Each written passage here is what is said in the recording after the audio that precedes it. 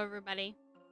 It's Hannah, and welcome to Investigator in the case of the unconventional weapon. I don't know who's who. I don't know if this is like the middle of a series, but this game looked cute. Bobby Cat. I'm sure glad you're here, Investigator. I guess it's the Investigator. Get it? Haha, it's an alligator. I don't know if we need you tonight. Seems like a pretty open and shut case here. To me, I'll put the details in your file case to see if you agree. I guess let's look at this. McGuffin the Puffin. Early male, early 20s, found floating face down in his bathtub with a skull crush. Background check didn't come up anything besides a few speeding tickets. Pretty blameless guy by all accounts. He works part-time at the local Panda Express.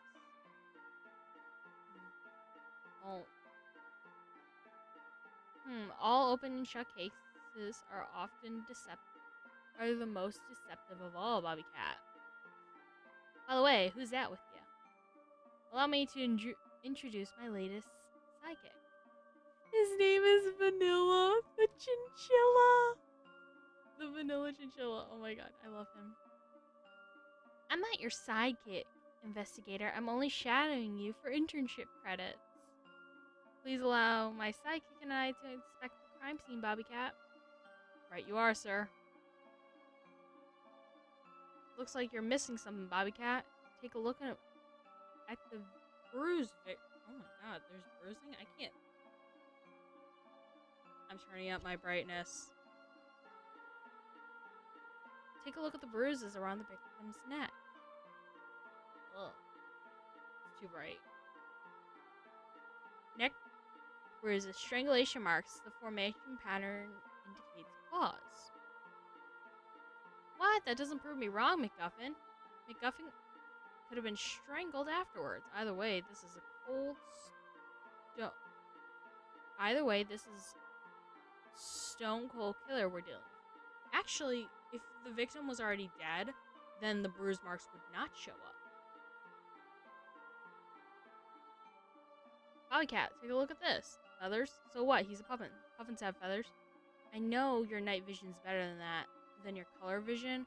Puffins have black and white, and these are brown feathers. Soaked feathers. 2 feathers not matching the victim's coloration found in the bathtub water. Toilet tank lid. While certainly giving him credit for an unconventional weapon, those things weigh a ton. The murder weapon cracked with the blood of the victim on it. We'll send the body off to forensic autopsy once you're done examining it. But it looks more like the cause of death was the repeated blunt trauma multiple times on the head area. The weapon of choice indicates a crime of passion rather than a premeditated murder. Just one hit would have been enough, meaning whoever did this had a real vendetta. Crimes like these, it's always one person. Husband or wife. See, even your intern knows, Investigator. In this case, of course, it's a girlfriend. All the same, Bobby Cat, I'd like to keep an open mind. That's odd. A bit of quills floating in the toilet tank. We better collect it just in case. Broken quills. Pieces of quills were found in the tank in the open tank. So there's 2 people. There's the brown one and there's this porcupine. I got a sinking feeling about this sink.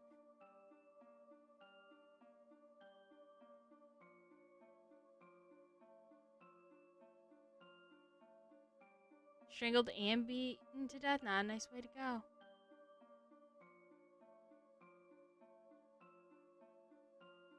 Ew, I'm not looking in there for clues. A successful detective never shines away from search for evidence. In this case, however, anything pertaining has long been sent down the drain.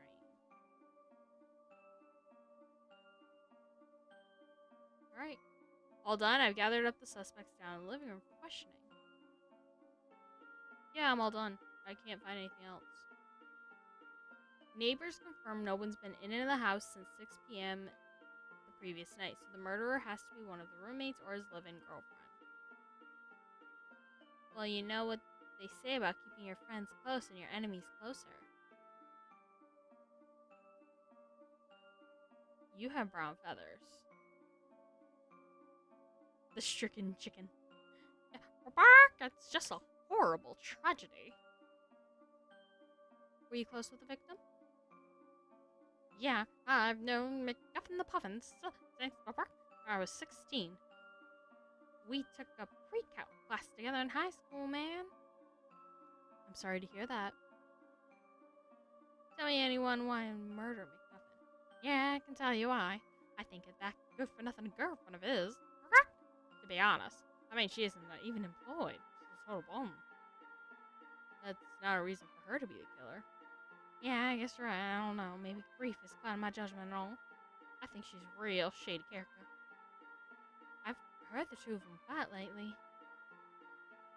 Could you tell me where you were all day and if you heard any noise coming? Yeah, of course, man. I have finals next week, so I was in my room studying until I went to bed at 8 p.m. Didn't hear a thing all day.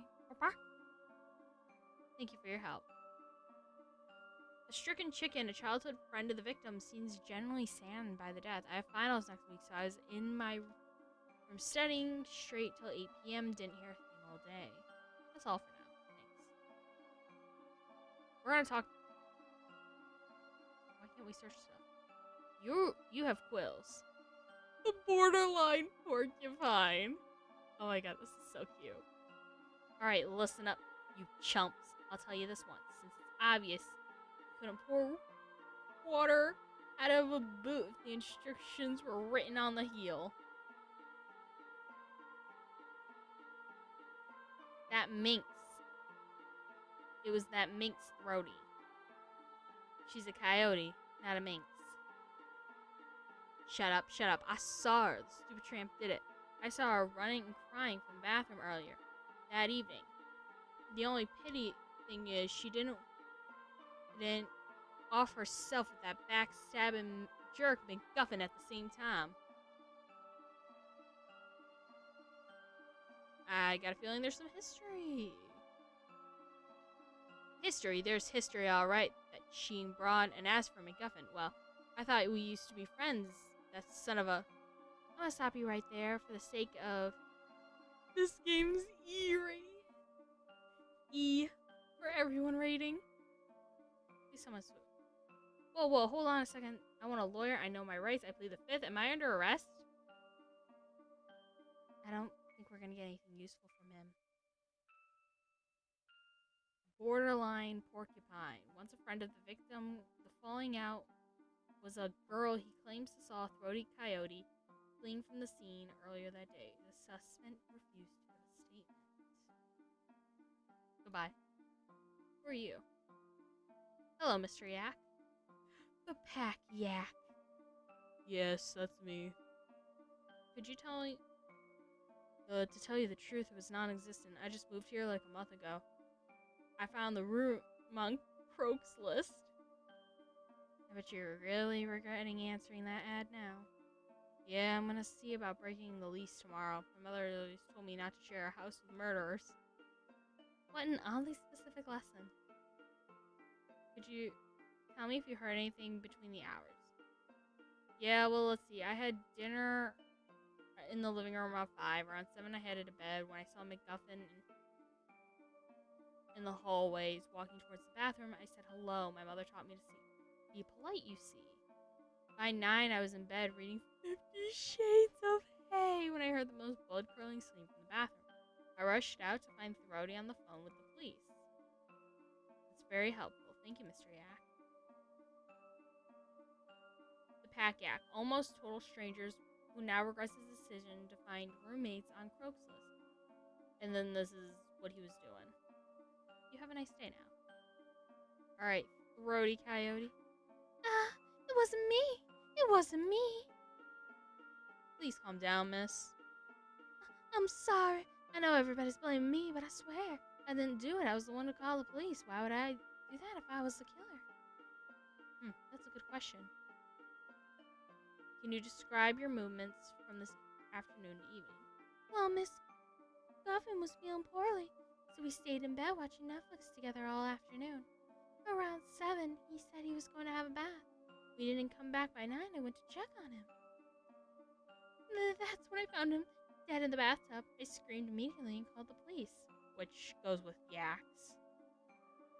Thank you, miss. You've been very helpful. So you didn't hear anything. But these two have the same timeline. I guess he has a timeline too. He can follow the same height. He's the one that's the guilty. Hope you feel better soon. Not open as you and shut as you thought, Bobby Cat. Something's a bit off. It's true that borderline porcupine's looking mighty suspicious. A jilted lover who kills the interloper and frames it on the wayward mistress. Yeah, I like it. Bobby Cat, you worry me sometimes. I think it's the chicken, too. Because the chicken's feathers were found there. And the chicken's testimony felt real forced, as if he went into total denial mode. Odd he never claimed to hear Throaty scream. Oh boy. And what crackpot theory do you have about the pack yak? Nah, bloke seems pretty alright. In any case, I'd like to investigate the area further for evidence. So what do we got? How much evidence are we missing? 1, 2, 3, 4, 5, 6. Okay.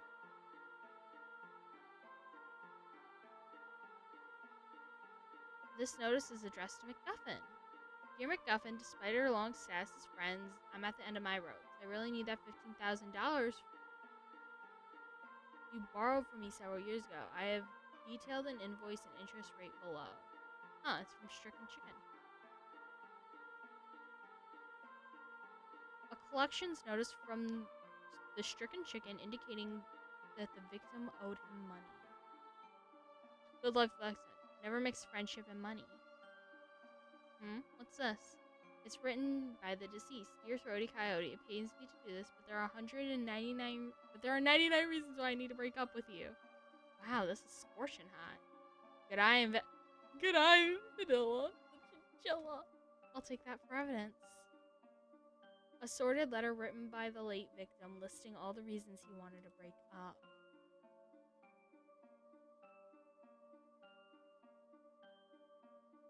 A really old picture of borderline porcupine and Throaty Coyote. Oh, they're holding hands. I guess they used to be pretty serious. The heart is a fickle mistress indeed.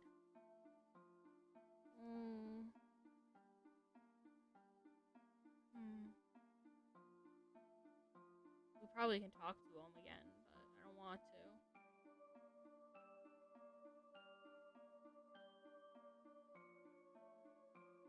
Let's talk.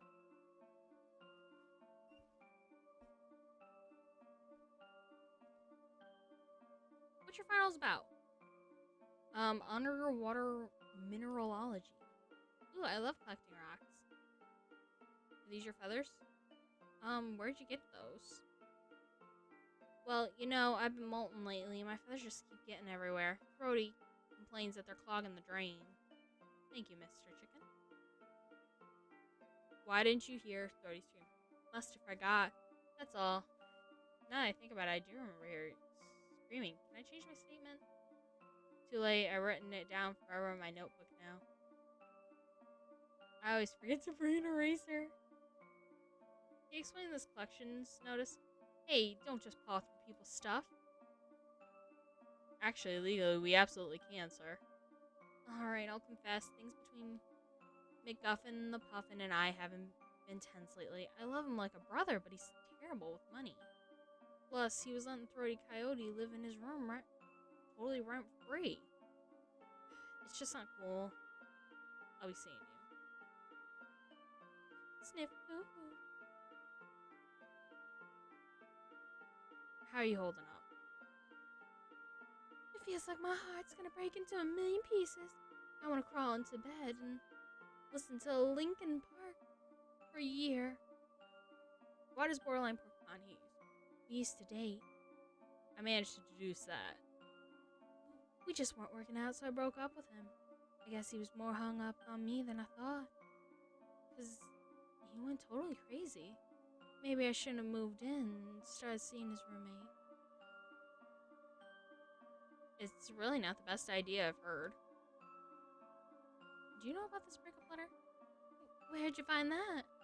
In the rubbish bin. Well, that's where you belong. 'Cause clearly, McGuffin would never break up with me. Ever! The very idea, how dare you? Besides, would a dame as good looking as me got broken up with? I think not. I'm the one who breaks up with others. Take care, miss. Heck yeah. Hello, officers. I'm afraid you'll find the house empty of helpful clues pertaining to me. As an apology, I might offer you a glass of water instead. Well, you may be right, Mr. Yak, but you'll understand that we have a long way to look anyways. Of course, of course. I'll take a sip of that water, though. Glass of water. The vanilla the chinchilla. Stop using clues folders to store your stuff. Social improvement. I find borderline porcupine to be quite objectionable. He picks arguments at the drop of a hat. I avoid all discourse with him. Though the coyote, I can converse with civilly. However, we have very little in common. I've always been a gruff bachelor. I have no real impression of Stricken the Chicken or the late McGuffin the Puffin. They would both retire tiring fellows and kept to themselves, as my mother says a gentleman should. Thank you. Where are you thinking of moving next? I'm thinking about checking out a micro apartment or a tiny house. They're all the rage lately. I hate to break it to you, but you might not be able to fit into one. Have a nice day.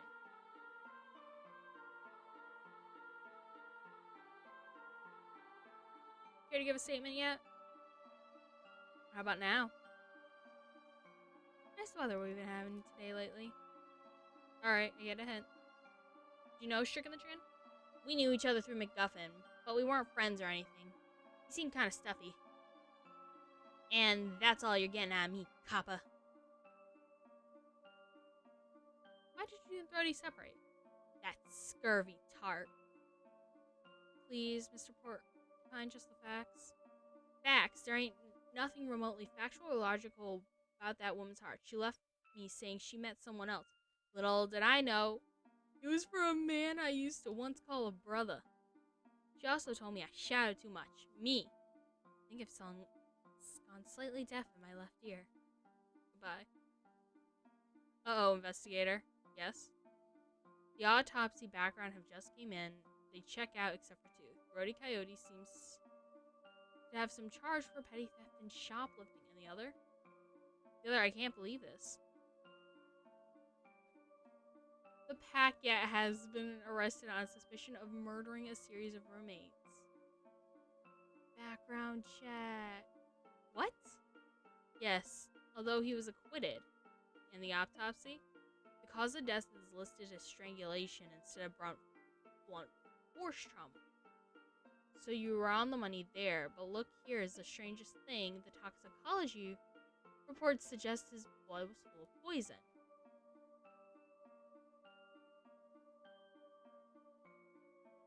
Dang. Alright, I'm gonna look through this real quick. So, someone strangled him with claws. They had to have claws. They also had to give him poison. And then they had to have took a toilet tank and started bashing the guy's head. Dang. The water. Thank you, Bobby Cap. Unfortunately, this confirms my suspicions. Please gather everyone. It's almost time for the part where I'd like to interrogate a bit more.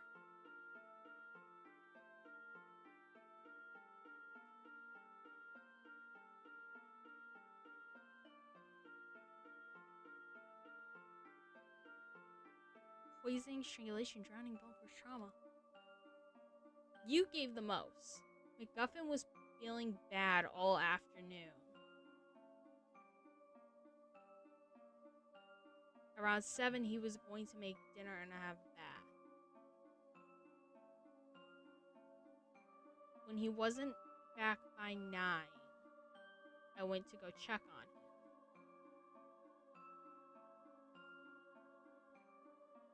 Huh.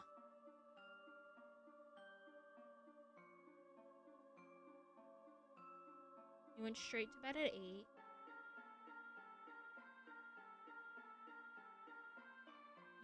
I don't know where you've been. That's my problem. I don't know where he's been. These two have the most detail of what happened that night, which is unfortunate.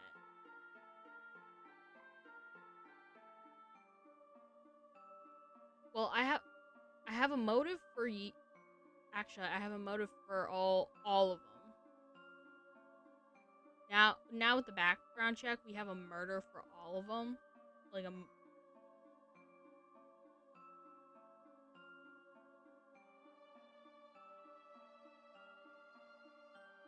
Like the chicken. For example, the chicken could have wanted the money. Porcupine obviously has a reason to kill. McGuffin, the breakup letter puts her on the spotlight, and the background check puts the pack yak on the spotlight. I don't know which of these animals would use poison, because it doesn't look like that pack yak and McGuffin were in the same room together.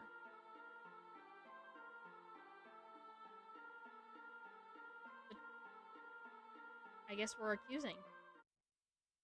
I've called you all here for a very important reason. This is the part where I over-dramatically point the killer here at the... I'm telling you, it wasn't me. I'm telling you, it was her. Vanilla the Chinchilla, I'm going to give you a chance to show off what you learned. Who dastarded the murderer?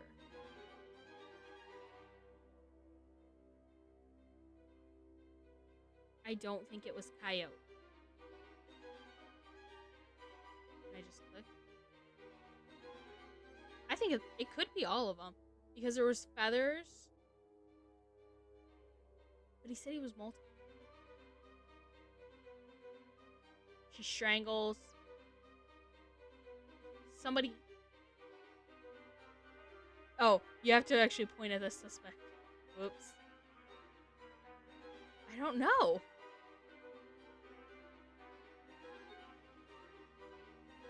I wish you could, get more Kate.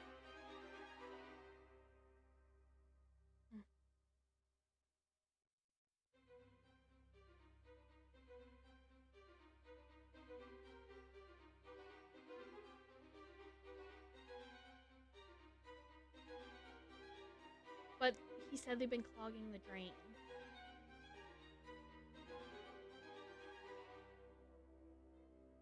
Claws and quill. Oh, I can click on multiple suspects.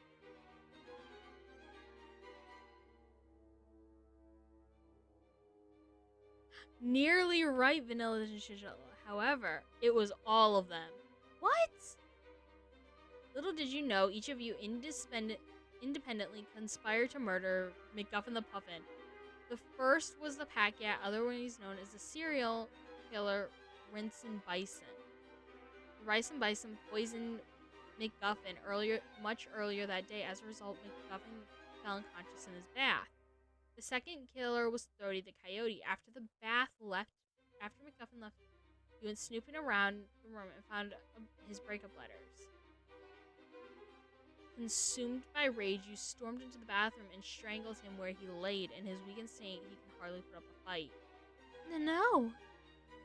Third was Stricken Chicken. He walked in after the cottage. After Thody fled, McGuffin was still barely alive at the point. You could have saved him. Instead, you condemned him to fate by holding him on his head underwater. As for Borderline Porcupine, come at me, bro. I ain't scared at all. Upon finding McGuffin passed out in the shower, you remember of seeing Thody running from the bathroom. You evilly decided to frame her from the crime, bashing the victim's head into a pulp. However, you failed to notice McGuffin was already dead. Your act was the most brutal, but yet important of all. Well, I have to admit, Investigator, I'm pretty impressed. Your powers of detection are extraordinary. Well, thank you. Before you take us away, it's my turn to ask you one last question. Why I only poured it in McGuffin when I can poison the entire house? What? No, I'll kill you. Oh no, Investigator, I don't feel so good. Vanilla the chinchilla, the grass of water. Ugh. No! Man, apprehend Rice and Busted. Investigator, I'm calling an ambulance. It's too late. You're a real scumbag, Bison. I'll lock you up for life for this.